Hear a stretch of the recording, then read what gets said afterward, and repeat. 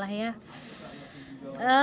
Menurut saya itu teknologi itu kan membantu manusia untuk bisa lebih baik ya menjangkau apapun, tapi kalau dipergunakan tidak pada tempatnya jadi begitu gitu. Jadi kita pun sekarang user harus teliti melihat apakah mungkin, saya juga banyak tuh melihat tiba-tiba ada penawaran-penawaran ya yang seperti itu, tapi kita lihat kan dari mulutnya ngomong sama ini nggak pas gitu. Dan menurut saya sih akun-akun yang tidak jelas itu harus kita tandain. Kemudian kita juga kalau menerima satu penawaran harus lihat itu akunnya bener nggak gitu. Kalau artis-artis yang bener pasti centang biru semua tuh, harus dilihat. Kalau enggak dari sumbernya janganlah gitu, jangan percaya. Dan menurut aku harusnya dicari, memang ditindaki ya, untuk bisa ditindaki, karena ini kan penipuan jadinya gitu.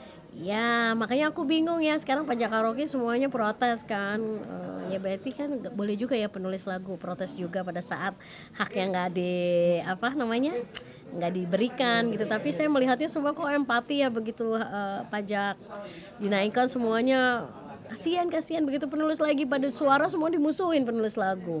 Jadi menurut aku memang semua bidang akan mengurusi bidangnya masing-masing, dan saya yakin juga pemerintah pasti akan menelaah kembali sesuatu hal yang diserukan oleh masyarakat. Makanya penulis lagu tidak pernah berhenti untuk berjuang untuk penulis lagu, karena saya yakin pemerintah sekarang mulai membuka mata, mulai juga mempelajari. Nah mungkin pajak-pajak kayak teman-teman Mbak Inul segala macam yang punya karaoke, kebetulan Mas Dhani juga punya karaoke ya, pasti dia punya asosiasi sendiri untuk memperjuangkan haknya mereka. Jadi memang hidup itu kan harus selaras, semua memperjuangkan hak masing-masing. Jadi aku seneng kalau sekarang orang Indonesia sudah berani speak up, nggak nurut-nurut aja pada suatu hal yang merasa memang nggak adil dengan kehidupannya mereka. Soal larang-melarang, karena kebetulan saya juga melarang kan ya, saya melakukan somasi untuk band saya. Selalu di sosial media saya bilang nomor satu, sebetulnya aksi ini juga jadi lucu ya, banyak sekali teman-teman penulis lagu yang datang untuk diskusi. Kami selalu memberikan nasihat kepada semua teman-teman yang bermasalah dengan bandnya atau mantan penyanyinya atau segala macam, adalah komunikasi. Ngobrol dulu, komunikasi, ngobrol terus sampai akhirnya menemukan titik temu.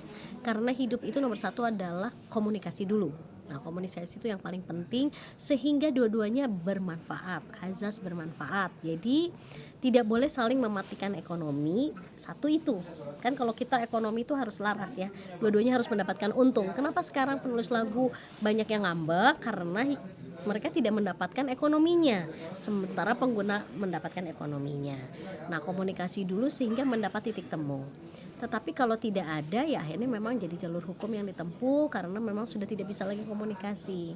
Jadi kalau yang saya rasakan mungkin itu yang dirasakan oleh akhirnya ada seperti ini ya, ketidakseimbangan, akhirnya komunikasinya jadi buruk gitu. Intinya di sini kan kita memang benar-benar harus ngobrol dulu lah, nggak boleh ya langsung.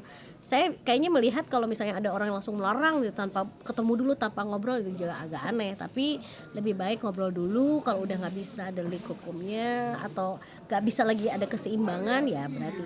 Kalau kasus saya kan beda ya, waktu itu saya melakukan somasi pelarangan karena band saya sudah tidak mau satu panggung lagi sama saya. Jadi saya larang, karena misalnya kamu nggak mau sepanggung sama saya, jadi saya larang. Itu kan masuk akal.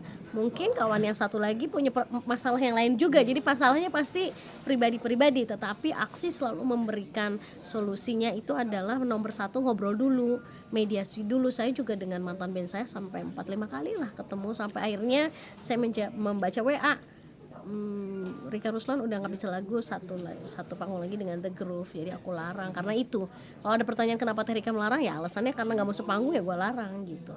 Ya harus ketemu lagi untuk membicarakan itu. Kalau belum mau ketemu ya sudah, nggak usah. Pasti yang melarang itu juga ada alasan sendiri, Mbak. Aku nggak bisa menyamaratakan semua jawabannya. Sebetulnya netizen harus adil ya.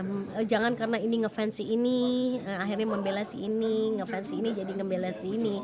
Karena ini seperti rumah tangga orang kan kita kadang-kadang nggak tahu juga isinya seperti apa gitu.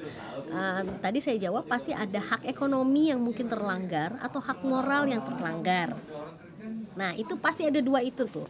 Salah satunya adalah hak ekonomi yang terlanggar atau hak moral yang terlanggar. Nah, untuk hak ekonomi dan hak moral ini akhirnya jadi selaras, ya mesti ngobrol dan duduk sama-sama tenang, tidak boleh ego yang tinggi. Nah, itu berarti kan intinya adalah manusia itu harus selalu baik ya dengan semua orang. Jadi sehingga tidak ada lagi pelarangan-pelarangan. Nah, kenapa DDL ini kita luncurkan?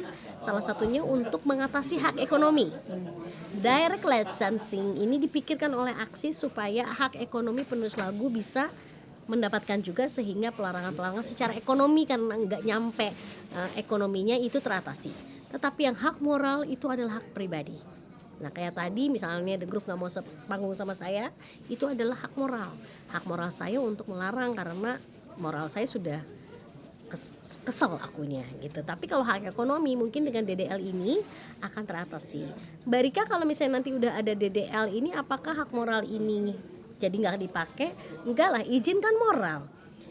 Kan di undang-undangnya izin bayar. Jadi ini dua yang berbeda.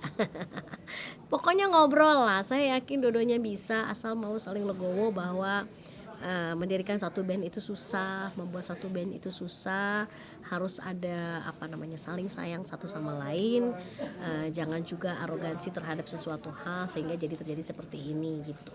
Saya tidak setuju terlalu banyak yang melarang, tetapi ya itu pasti sebabnya hak ekonomi dan hak moralnya terlanggar atau salah satunya.